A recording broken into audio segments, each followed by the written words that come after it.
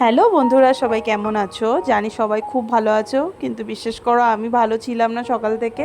But এখন একটু ভালো আছি ওষুধটা খাওয়ার পরে। সকাল থেকে আমার খুব শরীরটা খারাপ লাগছিল।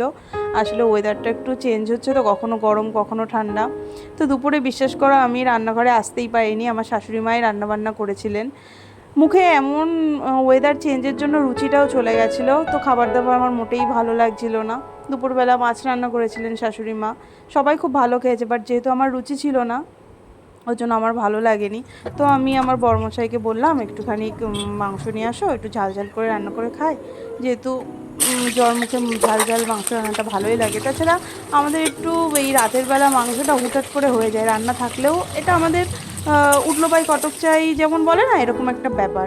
তো এটা প্রায়ই হয়, এটা আজকের বলে না। তো আজকে তো এমনিই শরীরটা খারাপ ছিল জন্যই আনতে বললাম। তো তাড়াতাড়ি আমি গেলাম ওষুধটা খাওয়ার পরে। এখন যেহেতু একটু শরীরটা ভালো লাগছে, তো আর শাশুড়ি মাকে বলিনি রান্না করতে, আমি নিজেই রান্না করলাম। কারণ রাত্রেবেলা একটু ভাতের সাথে মাংস রান্না করে খেলে ভালোই লাগবে খেতে। তো আমি চলে গেলাম, দেখো এখানে সব পেঁয়াজ রসুন আদা যা ছিল সবই আমি পেস্ট করে নিলাম মিক্সচার মেশিনে।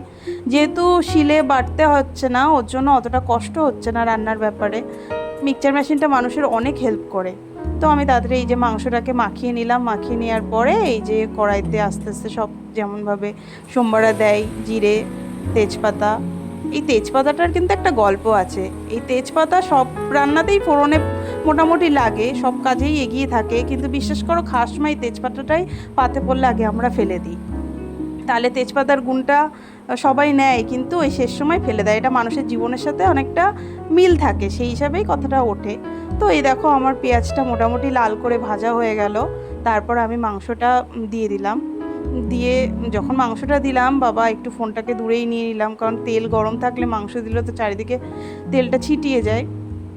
তো মাংসটাকে নেড়ে চেড়ে আমি আবার যেহেতু আজকে একটু বৃষ্টি হয়েছিল, তো ওয়েদারটা যে খুব খারাপ ছিল তা তো না, ওই জন্য আমাকে খুব একটা গরম লাগছিল না রান্নার কাছে থাকতে। চলো তো টাটা আমি বন্ধুরা, তাড়াতাড়ি সবাই ভালো মাংসটা থেকো, গুড রান্না নাইট। করলাম।